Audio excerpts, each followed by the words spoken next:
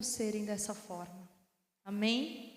Porque o Senhor Jesus se agrada da nossa união, e eu vou bater nessa tecla. Nós precisamos nos atentar acerca dessa união. Amém? A qual o Senhor ordena a bênção. Amém? Abra a tua Bíblia comigo, livro de Eclesiastes, capítulo 7, verso 8. Glória a Deus. Você crê que o Senhor tem uma palavra para o teu coração esta noite? Amém? Eu creio. O que eu vou falar aqui é muito oportuno, é muito real e é muito pessoal também. Glória a Deus. Eclesiastes capítulo 7, verso 8, diz assim. Eu vou ler só a parte, vou ler o versículo todo. Melhor é o fim das coisas do que o princípio delas.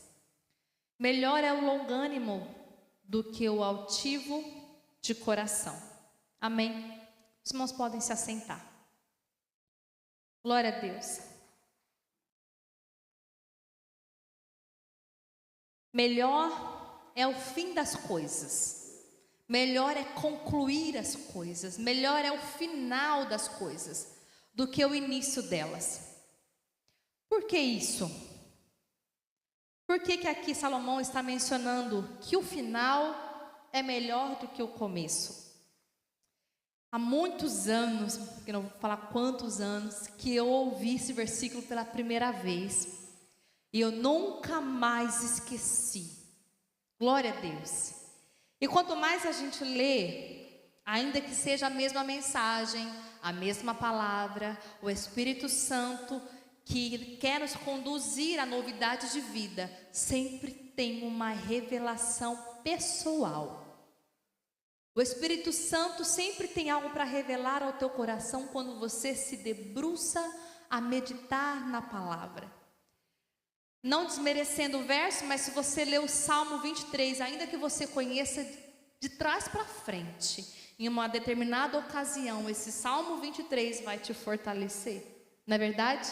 Por quê? Porque a palavra de Deus, ela se renova todos os dias. Porque o reino de Deus, ele não é parado. O reino de Deus, ele não tem mesmice. O reino de Deus, ele tem novidade de vida. O reino de Deus se movimenta.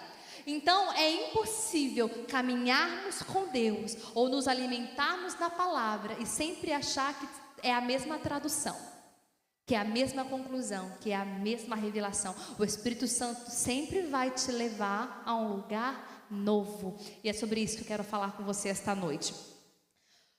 É muito motivador quando nós iniciamos qualquer coisa. Quando a gente vai começar algo. Uma faculdade, um emprego novo, uma reforma, tirar uma carta, construir algo, reformar algo, iniciar algo, iniciar um projeto, iniciar um departamento, iniciar um chamado, vestir a camisa de um propósito, é muito motivador, não é? Iniciar um novo trabalho, um novo comércio, né? É muito bom, não é? O que mais? Iniciar uma nova sala de consultório de psicólogo é muito bom. Iniciar um novo emprego é muito bom. Amém? Um novo trabalho, uma nova igreja, um novo templo, é tudo muito bom. Mas por que o final é melhor? Porque aqui tem um espaço entre o meio do caminho. Muitas coisas acontecem no meio do caminho que não estava no planejado. Porque quando nós iniciamos algo, nós começamos enérgicos, cheios de fé, cheios de vontade, né? Só que nós não prevemos o que vai acontecer no meio do caminho. Se você pegar o seu carro, colocar um GPS e você ter um destino para chegar, você sabe onde você quer chegar. Mas você não sabe o que você vai encontrar no meio do caminho.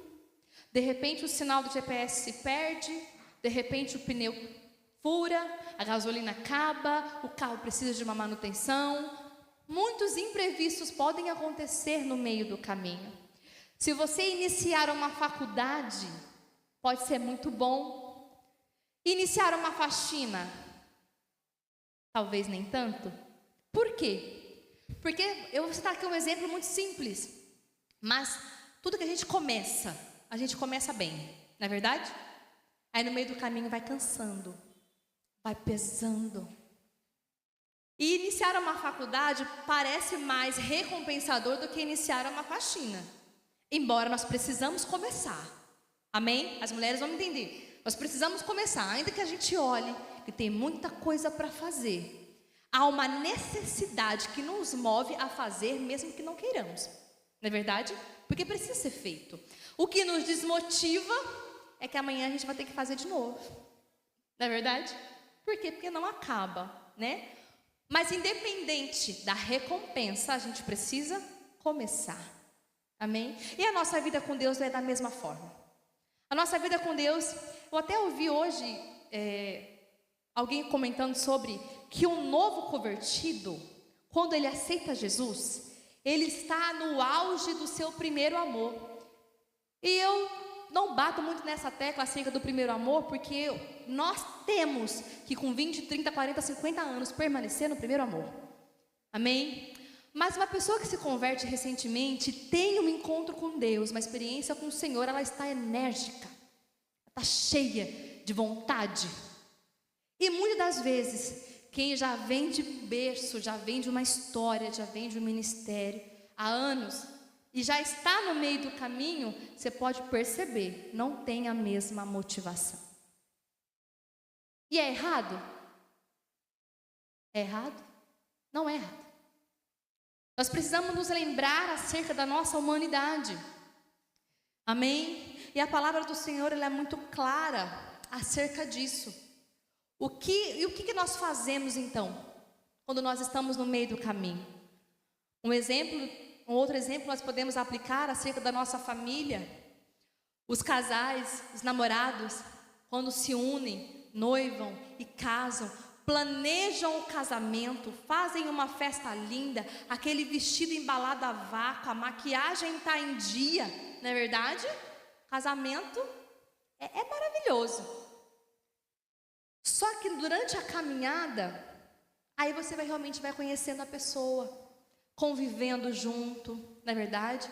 Acordar sem maquiagem, o vestido a vácuo já não está mais lá, o vestido de noiva você já devolveu para a loja, e você começa a se deparar com a humanidade do seu parceiro. Amém? E eu não estou aqui querendo te desmotivar, dizendo que sempre quando você está vivendo algo bom, você pode se preparar que algo ruim vai acontecer. Não é isso que eu estou querendo dizer aqui esta noite. Mas eu quero te lembrar que quando você estiver no meio do caminho, você precisa parar, observar, pedir a Deus direção, o que fazer para que você chegue no final. Porque o objetivo, o foco, você sabe qual é. Mas no meio do caminho vai acontecer imprevistos que você não preveu. Iniciar uma reforma ou uma construção dá trabalho. Eu não entendo muito disso, mas se você começar, de repente, mexer num cano que está furado, você vai, na sua ideia, você vai mexer nele, mas você começa a mexer nele e você vai ver que ele está ligado a um outro cano que também está furado. E não estava previsto. Amém? Vocês estão me entendendo? Amém? A nossa caminhada com Deus, quando nós nos levantamos e nos posicionamos a travar uma batalha acerca da nossa família, acerca de um objetivo, acerca de um projeto, acerca de um sonho, das suas chamadas com Deus, você pode ter certeza, Satanás sempre vai investir em você. Satanás sempre vai investir para que você pare no meio do caminho. Ele sempre vai lançar os seus dardos inflamados para te incendiar, para te fazer olhar atrás. E muitas das vezes no meio do caminho nós já estamos o quê? Cansados. Amém? Se você começa a fazer uma caminhada, vai dar uma volta na Lagoa do Taquaral, você até começa bem. Aí você vê no meio do caminho, você olha assim, está longe para chegar. O que você faz? Continua. Precisa continuar. Aleluia, glória a Deus.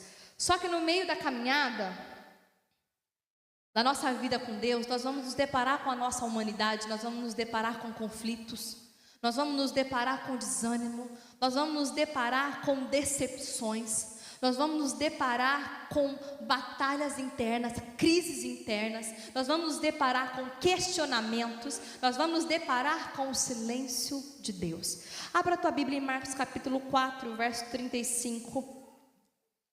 Aleluia. No meio da caminhada, nós vamos nos deparar com as perguntas que não têm resposta. Nós vamos nos deparar com a espera. Quando nós tomamos uma decisão e nós vamos orar por isso, você não prevê quanto tempo você vai orar por aquilo, mas você começa a orar enérgico, não é verdade? Faz campanha, sobe monte, desce monte, faz vigília, vai nas madrugadas, reúne o grupo de oração. Por quê? Porque você vai iniciar um propósito de oração, mas você não sabe quanto tempo você vai orar por aquilo. E é aí que eu quero chegar. Quantas vezes, no meio da caminhada, as nossas orações estão cansadas? Por quê? Porque estamos, muitas das vezes, questionando até mesmo se Deus está ouvindo a nossa oração. Vai me dizer que você não. Misericórdia, só eu? Então você deve estar no céu já. Por quê? Nós não questionamos, nós não duvidamos da excelência de Deus em de nos ouvir. Não é sobre duvidar de Deus, é de nos achar tão pequenos e não merecedores, que nós achamos que Deus é grande demais, nós somos pequenos de menos, para Deus perder tempo ouvindo a nossa oração. Tão falhos, tão pecadores, e muitas das vezes, Satanás ele é tão astuto, que ele distorce na sua ideia que há pessoas mais importantes que você para Deus se preocupar. De repente o pastor ora mais, a pastora ora mais, fulano vive de oração, não é verdade? E nós achamos que nós somos pequenos demais. Por quê?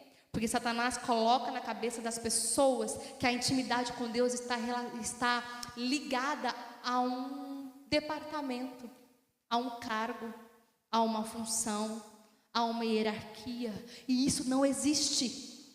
Nós precisamos ler a palavra e manuseá-la bem para discernir quando é Deus que fala com a gente, porque Deus só vai falar com você aquilo que Ele já estabeleceu na sua própria palavra. Deus não vai falar com você aquilo que está fora da palavra. Tudo aquilo que está fora da palavra é mentira do diabo. E como que nós vamos discernir essas vozes na nossa cabeça? Como nós vamos discernir as vozes do nosso pensamento, da nossa mente, das nossas emoções? Eu estou dizendo isso para você porque eu aprendi a discernir a voz de Deus. Eu não sabia. Muitas das vezes quando nós ouvimos um pensamento, uma voz, vem o questionamento: será que é coisa da minha cabeça? Quem já? Só eu?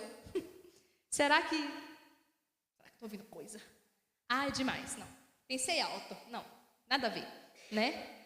Mas à medida que você se debruça na palavra, ler a palavra, e quando eu falo de ler a palavra, eu gosto de me atentar a esse cuidado das pessoas que não são alfabetizadas, que não podem ler. Nós precisamos tomar esse cuidado quando nós falamos de ler a palavra. Mas quando eu falo de ler a palavra, é de buscar o conhecimento, é de buscar um conselho, é de buscar ouvi-la, é de querer ouvir a palavra do Senhor. Muitas das vezes as pessoas têm realmente dificuldade de ler e interpretar, e está tudo bem com isso, porque cada um tem uma cognição, cada um tem uma parte neurológica que interpreta de uma forma, embora há uma só verdade. Estão me entendendo?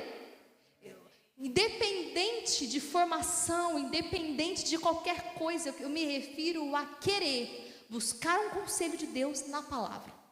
É isso que eu estou dizendo. Amém? E Deus só vai falar com você aquilo que está respaldado na sua palavra. Quando nós ouvimos vozes na nossa mente que você já leu na palavra que Deus não fala a seu respeito, então você rejeita esse pensamento. Você rejeita essa voz, porque ela não provém do Senhor. Deus só vai te revelar aquilo que Ele já falou aqui. Amém?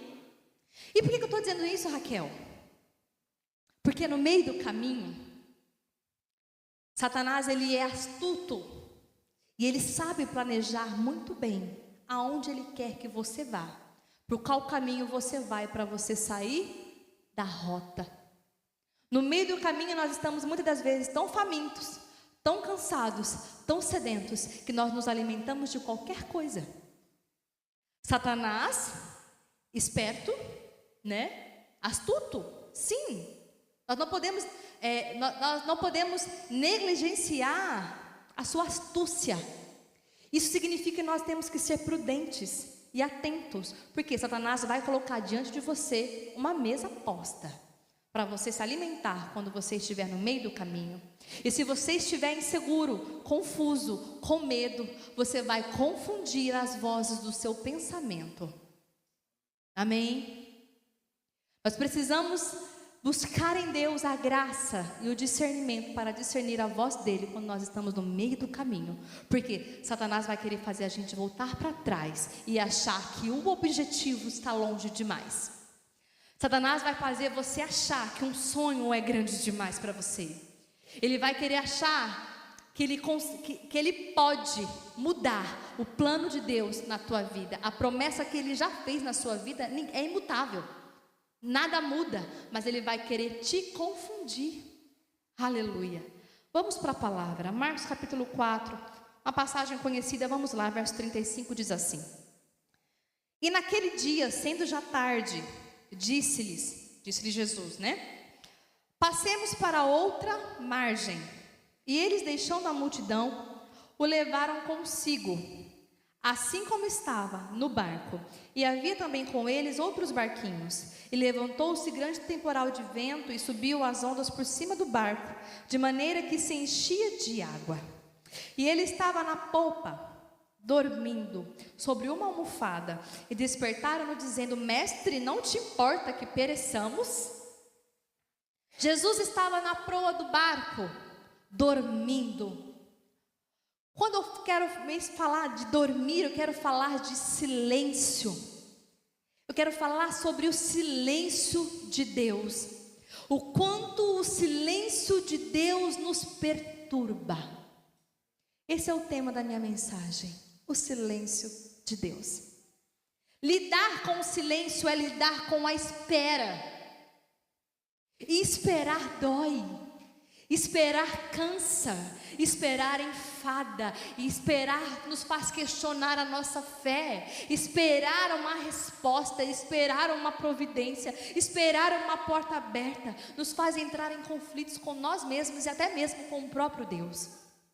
Você já se deparou na sua vida com alguma situação a qual você teve que esperar?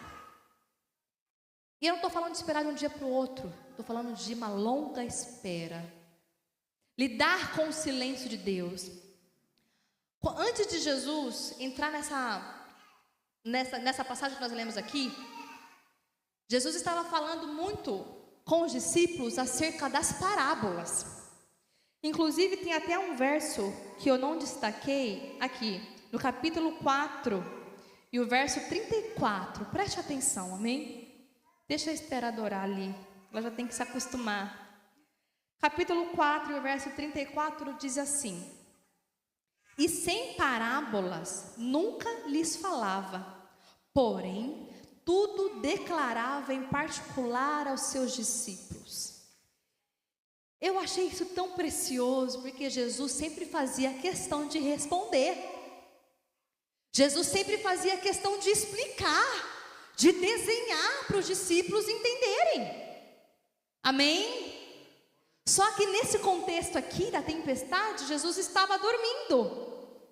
Muitas vezes na nossa vida vai ter situações que Jesus vai te falar: vai, não vai, volta, faz, não faz, eu estou contigo, vai dar certo. Mas vai ter situações que ele vai se calar. O pastor pregou aqui esses dias acerca das respostas de Deus. Foi na oração de quinta-feira. É sim, é não. De Laílson repetiu aqui hoje. Eu creio que o Espírito Santo confirma a sua palavra. É sim, é não e é o espera. Aleluia. Só que no meio do caminho, quando nós lidamos com essa espera, o silêncio de Deus, ele nos molda. O silêncio de Deus nos fere. O silêncio de Deus nos machuca, mas o silêncio de Deus, ele alinha a sua intimidade com Ele. Sabe por quê? Porque o silêncio de Deus vai moldar as suas orações.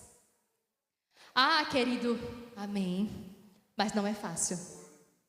Porque quando você começa enérgico a orar por algo, você está enérgico, você está orando. Só que no meio do caminho você não alcançou o objetivo, você não conseguiu chegar lá. Aí as suas orações começam a mudar. Deus, o que está errado? O que eu estou fazendo de errado? O que foi que eu fiz? O Senhor não está me vendo? Aí os discípulos falam: Jesus, o Senhor não vai te importar que a gente vai morrer? Nós acabamos de ler aqui. Os discípulos acordaram Jesus, que estava dormindo, e perguntaram para Jesus: não te importa que a gente perece? Quando nós estamos no meio do caminho, no meio de uma dificuldade, de uma luta que não passa, de uma porta que não abre, Jesus, o Senhor não está me vendo, não? Mas tem uma coisa, aleluia. No versículo 35, foi Jesus que falou para os discípulos: vamos para o outro lado.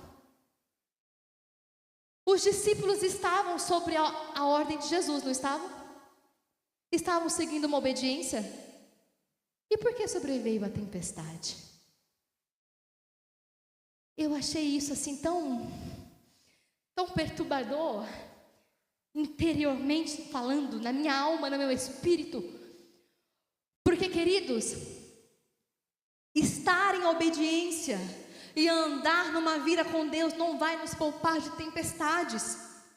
Quando Jesus disse para os discípulos: vamos para a outra margem do rio, os discípulos prontamente: vamos, Jesus está com a gente. Eu não conheço aquele lado, mas se Jesus conhece, nós vamos. Amém? Eles estavam em obediência, seguiram a voz do mestre, mas sobreveio a tempestade. E agora? Jesus não está vendo? No meio do caminho, quando a tempestade vem, quando a dificuldade financeira bate na porta, quando a enfermidade vem, quando os conflitos internos vêm, quando os conflitos conjugais aparecem e muitas vezes demoram a se cessar, quantas vezes o conflito na chamada parece que não vai acabar nunca, parece que Satanás vai sempre querer nos deixar incapaz. Quantas vezes, queridos, mas foram muitas vezes que eu nunca quis pegar um microfone. Eu não quis. Eu não queria. Eu nunca me imaginei, nem nos meus maiores sonhos, ministrar a palavra. Por conta das mentiras de Satanás. Só que hoje eu conheço a palavra. Hoje ele não encontra mais espaço na minha mente. E você precisa acreditar na palavra. Você precisa profetizar a palavra. Você precisa falar a palavra. Quando Satanás quiser te julgar, quando Satanás quiser te punir, quando Satanás quiser te colocar no lugar de culpa, você precisa acreditar na palavra. Você precisa abraçar ela. Porque enquanto você estiver nessa cadeira de incapacidade que o diabo te coloca, você sempre vai ou parar no meio do caminho, ou você vai voltar para trás. E nós precisamos tomar uma decisão. Como pais, como mães, como filhos, como amigos, como parceiros. O que nós vamos fazer estando à beira do caminho? Para onde nós vamos? As tempestades chegam na nossa vida. O silêncio de Deus bate na nossa porta e nos faz, eu vou dizer isso aqui com muito cuidado, mas nos faz cansar de orar pelas mesmas coisas. Amém? Você está me entendendo? Será que é só eu? A palavra de Deus fala: bate, bate, que a porta vai se abrir. Você precisa crer nisso, senão você vai parar de orar. Você precisa crer que você vai bater. Você vai bater e essa porta vai se abrir. O nome do Senhor vai ser glorificado. Mas se você não se debruça, se você não se deleita, se você não permite que a palavra de Deus te molde e confronte as suas ideias humanas, você não vai sair do mesmo lugar. Aí sabe o que acontece? Nós entramos num lugar, porque o foco, o final está longe, está distante. Aí a gente chega, sabe aonde? Numa cadeira chamada desespero. E esse desespero vai te levar para um outro lugar chamado desânimo. E esse desânimo vai te levar a um lugar de paralisia espiritual. Raquel, o silêncio de Deus causa isso? Não, o silêncio de Deus não te causa paralisia, mas o cansaço de esperar nos paralisa. Só que quando Jesus acorda, ele vê os discípulos desesperados. O que Jesus faz primeiro? Ele acalma a tempestade. Ele faz, quieta, se acalma. Há traduções que falam, cala-te, se aquieta, se acalme. Calmou? Aí Jesus volta para os discípulos. Ei, cadê a fé de vocês? Por que sois tão tímidos, homens de pouca fé? Cadê a fé de vocês? Essa fé se perdeu no momento de desespero. Aleluia. Essa fé se perdeu, cansados de esperar. E muitas das vezes, quando nós entramos neste lugar, que você ora por uma causa, e ela não se realiza, a gente murcha. A gente cansa de orar por essa causa. E eu não quero aqui dizer para você que há super-heróis, não, misericórdia, né? Misericórdia, eu não duvido de Deus, né? Deus é soberano, eu sei que Ele é, mas eu não estou falando dele, estou falando da nossa humanidade. Amém?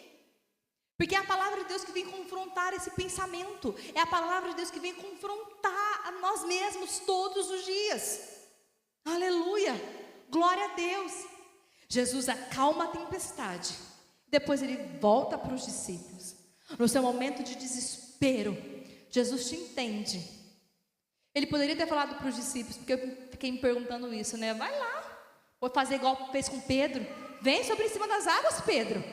Não é verdade? Vem, Pedro, então vem.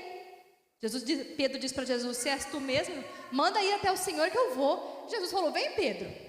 Nessa situação, Jesus não mandou os discípulos ordenar que o mar se acalmasse, porque eles estavam desesperados. Pedro também estava, mas é um outro contexto. É aqui que eu falo para você, o reino de Deus se movimenta. Deus nunca vai te dar as mesmas armas para travar batalhas diferentes. Se você esteve em uma batalha e aquela arma deu certo, não significa que numa nova batalha você vai usar as mesmas armas. Você vai precisar usar a arma do perdão. Você vai precisar usar a arma de recuar. Você vai precisar a arma de retroceder. Você vai precisar usar a arma de se calar. Você vai precisar a arma de falar. Você vai precisar se armar de adoração. Você vai precisar se armar de renúncia. Você vai precisar se armar de choro, de propósito, de campanha, de humilhação, de exposição, de esconderijo. Há muitas batalhas que Deus vai usar armas diferentes para te honrar. Porque nenhuma aprovação de Deus na tua vida, coloca isso na tua cabeça, é para te prejudicar. Nada, nenhuma aprovação é para te ferir, é para te punir, é para te prejudicar, é para te ver mal. Foi isso que os discípulos falou. Você não está te importando que a gente vai morrer afogado? Não, querido. Todas as provações que vierem sobre a tua vida, saiba que você vai sair desse processo irreconhecível. Todas as lutas que baterem na tua porta, você vai sair desse vale glorificando a Deus. Porque aí entra aquele versículo que eu demorei para entender. A sua vontade é boa, perfeita e agradável. Mas como entender isso? Vivendo o silêncio de Deus. Você está diante de uma dificuldade que está te machucando. Você quer sair daquele lugar. E você vai acreditar que a vontade de Deus é boa, perfeita e agradável? Se você esperar no Senhor, se você seguir em frente, você vai sair desse processo mais maduro, você vai sair desse processo completo, você vai sair lapidado, você vai sair moldado, você vai ter a autoridade de Deus sobre aquela causa. E então você vai ver, opa, realmente a vontade de Deus é boa, perfeita e agradável. Aleluia, glória a Deus. E o que é que a gente faz, Raquel, quando está demorando? Provérbios capítulo 13, o verso 12. Provérbios capítulo 13, o verso 12. Redobre a sua atenção, eu já vou finalizar. Não dá para falar tudo. Diz assim: a esperança demorada enfraquece o coração, mas o desejo chegado é árvore de vida. Há uma tradução que diz que a esperança demorada enfraquece os ossos. Aquilo que se alonga, aquilo que demora, machuca o nosso coração, fere as nossas emoções. Aquilo que demora a chegar nos fadiga, nos cansa. Um conflito familiar que não se resolve, uma situação financeira que não muda, uma porta fechada que não abre, um conflito interno que não se vence, fere o coração, fere os ossos. Só que continua aqui, ó. Mas o desejo realizado é árvore de vida. Isso quer dizer que para um coração enfraquecido tem uma árvore de vida. Para um coração que se fere, para uma alma que está abatida, tem uma árvore de vida. E o que é uma árvore de vida? Uma árvore de vida são frutos, uma árvore de vida são raízes profundas, uma árvore frutífera, uma árvore que te alimenta, uma árvore que dá muitos frutos, você não come sozinho. Aleluia! Louvado seja o nome do Senhor. Uma árvore de vida é colheita. Querido, você vai chegar na árvore de vida. Deus tem árvore de vida para a tua família. Deus tem árvore de vida para a tua casa. Deus tem árvore de vida para os teus filhos. Ainda que você esteja na primeira parte do versículo, que o coração está cansado, que está demorando e está enfraquecendo o coração, mas tem árvore de vida. Aleluia. Eu quero dizer para você esta noite, em nome de Jesus, você está no meio do caminho, não pare. Se você está vivendo um conflito na tua casa, na tua família, na tua saúde, nos teus relacionamentos, na tua vida com Deus, não olhe para trás. O final é melhor. Sabe por que o final é melhor? Porque você vai sair desse processo conhecendo mais de Deus. E conhecer mais de Deus não tem preço. Mergulhar com Ele em águas profundas não tem preço. Aleluia. Louvado seja o nome do Senhor Jesus. Voltando lá em Marcos capítulo 4, verso 35. No versículo 36. Vou finalizar. E eles, os discípulos, preste atenção, deixando a multidão, o levaram consigo, assim como estava no barco. Preste atenção aqui. E havia também com ele outros barquinhos. Aleluia. Querido, o barco dos discípulos estava na frente. Os barcos dos discípulos estavam na linha de frente, mas Jesus estava lá. Só que atrás, você precisa se lembrar disso, porque eu acho que eu nunca ouvi, foi lendo que eu aprendi. Eu quero que você aprenda. Atrás do barco dos discípulos tinha muitos barquinhos.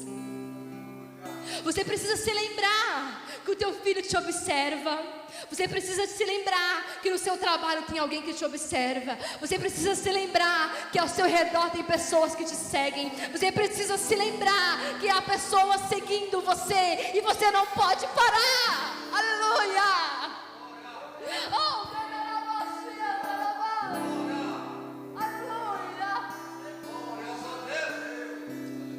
você não pode parar. Tem pessoas que te seguem, que te observam.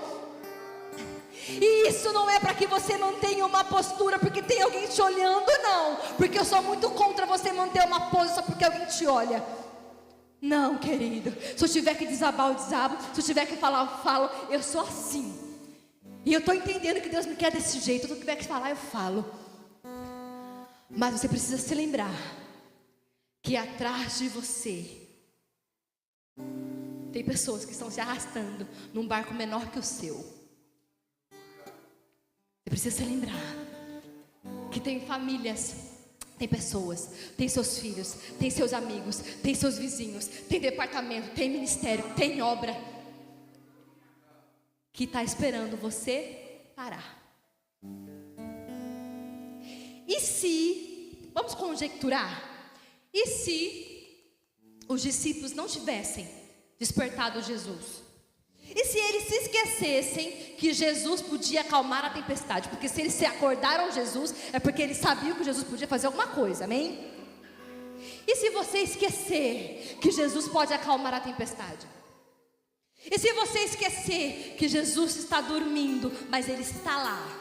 Se você esquecer que o silêncio de Deus pode te ferir, mas Ele está com você no silêncio também, aí você para, e as pessoas que te seguem param também.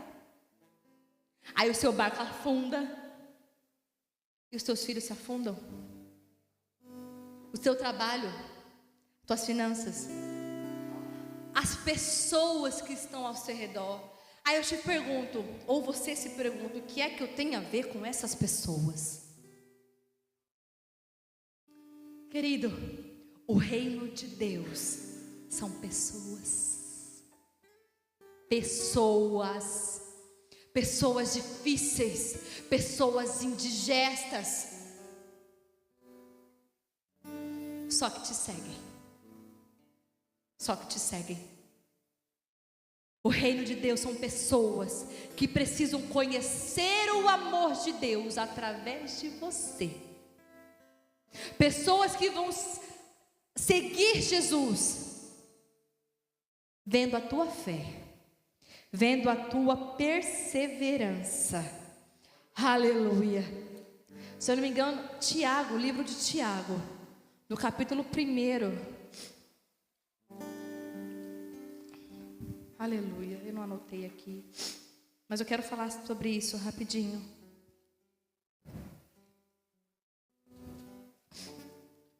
Glória a Deus.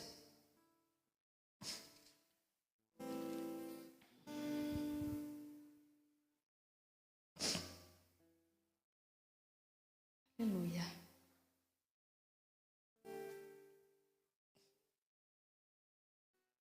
Capítulo 2. Estou em Pedro, perdão, igreja. Aleluia. Aqui. Tiago, capítulo 1, verso 2 diz assim. É difícil, mas está aqui. Você precisa acreditar nisso. Diz assim: meus irmãos, tende grande gozo quando passardes por várias provações, sabendo que a prova da vossa fé produz a paciência.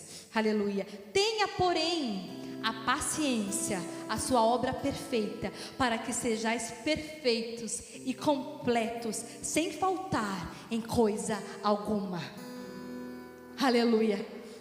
Dificilmente você, como pai ou como mãe, vai olhar para o teu filho e vai aplaudir tudo que ele faz. Amém? Por mais que ele seja bom. Você não vai dizer para o teu filho: filho, você está perfeito, você não precisa melhorar em nada. Deus, como pai, não vai olhar para a minha vida e dizer que eu estou impecável.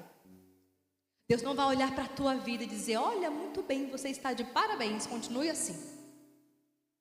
Ele te motiva, Ele vê os teus esforços, mas Ele sempre vai, espremer um pouquinho, porque Ele sabe que você tem potencial e capacidade nele para chegar no final. Aleluia, louvado seja o nome do Senhor. Se coloque em pé, vamos fazer uma oração. Aleluia, louvado seja o nome do Senhor Jesus. Você está no meio do caminho, não pare. Ainda que você esteja em obediência, seguindo uma outra margem do rio que Jesus falou para os discípulos. No capítulo 7 e o verso 14 de Eclesiastes diz assim: no dia da prosperidade, goza do bem, aproveite da prosperidade, mas no dia da adversidade, considera isso também, porque Deus também fez este em oposição àquele, para que o homem não ache em nada, que ele sabe o que vai acontecer.